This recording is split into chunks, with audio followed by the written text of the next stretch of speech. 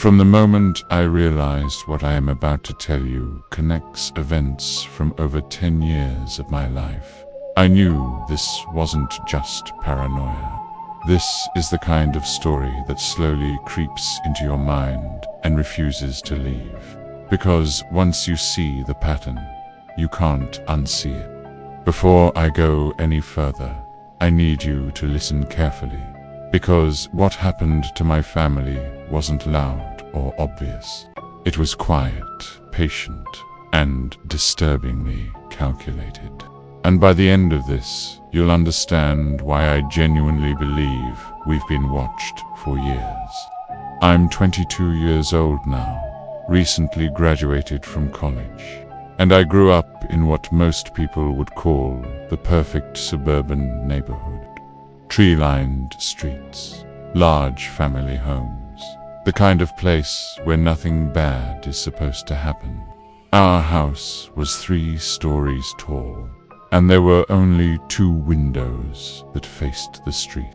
One was in my bedroom on the 2nd floor, and the other was in my dad's home office on the 3rd. That detail matters more than I ever realized back then. The first strange thing happened over 10 years ago, when I was still in middle school. One weekend morning, I was walking downstairs for breakfast when I overheard my parents talking in the kitchen. My dad sounded tense, almost shaken, like something had gone wrong again. When I asked what they were talking about, they brushed it off and told me not to worry. But I could tell something wasn't right. A few days later, my older brother finally told me what had happened. My dad is a lawyer and often works late into the night, especially when deadlines pile up. That night, he had been working in his office until around 2 in the morning. Around midnight, he noticed a black Chevy Suburban moving down our street at an unusually slow speed. Not slow like someone looking for an address, slow like it was barely moving at all.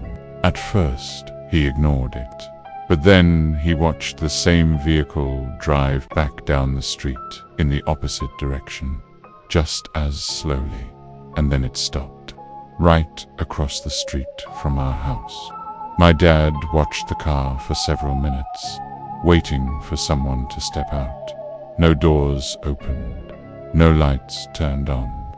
It just sat there, completely still.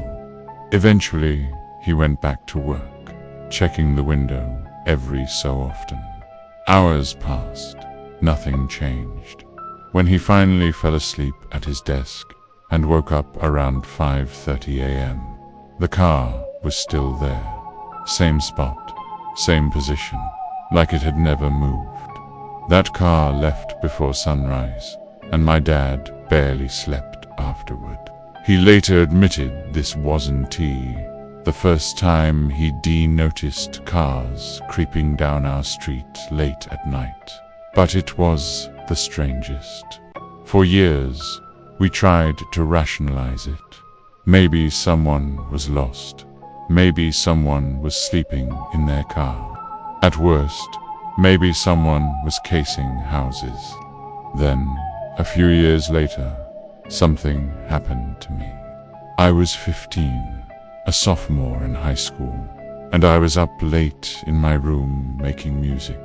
My desk sat directly in front of my window, which faced the street. While I had my headphones on, something outside caught my eye. A brief flicker of light, too sharp to be a reflection, too deliberate to be random. When I looked out the window, my stomach dropped. There were at least 3 cars moving slowly down the street, and the people inside them were shining flashlights into houses. I watched as a beam of light swept across my neighbor's home, then moved toward mine. Instinctively, I ducked below the window just before the light passed directly over my room. Seconds later, The flashlight illuminated my ceiling. I stayed frozen, barely breathing, until everything went dark again. When I looked back up, the cars were gone. I barely slept that night. The next morning, I told my parents everything. We convinced ourselves it was criminals casing houses. My dad installed cameras, motion lights, everything he could think of. Bide, if you're finding this unsettling so far, make sure you like this video and subscribe to Deadly Silence. These stories aren't just meant to scare you. They meant to make you question what's really happening around you. A couple of years later, while landscapers were working in our backyard, one of them found something hidden in the bushes near the fence. It was a tiny camera, no bigger than a car key, battery-powered, dead for who knows how long.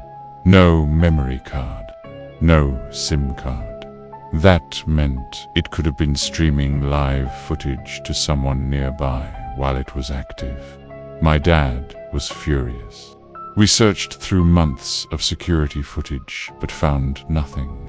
The police couldn't explain it either. After that, life went on. Or at least, it felt like it did. Then our next-door neighbors moved out, and a new couple moved in almost immediately. No kids, just a young couple in a massive family home. Late at night, and sometimes early in the morning, I'd notice them standing at their top-floor window, looking directly into our yard. Always standing, always watching. One night, while walking my dog, I noticed them sitting at their kitchen table with a third man. He was bald, muscular, and had the thickest eyebrows I'd ever seen. As soon as I noticed them, the woman got up and closed the curtains. She didn't look outside, but I felt seen. Years passed. And then, last week, everything connected. My family was on vacation in Paris. One night, sitting in a bar, I glanced across the room and saw a man sitting alone. That same man from my neighbor's house.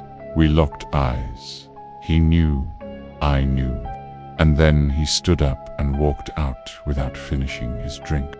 Days later, I saw him again in broad daylight, holding a camera, standing uncomfortably close to my family. That's when I told my parents everything, and for the first time, they believed me.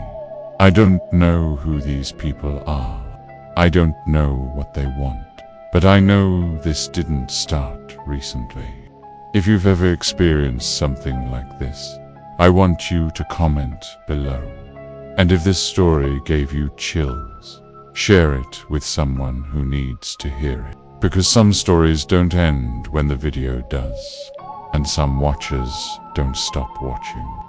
This is Deadly Silence.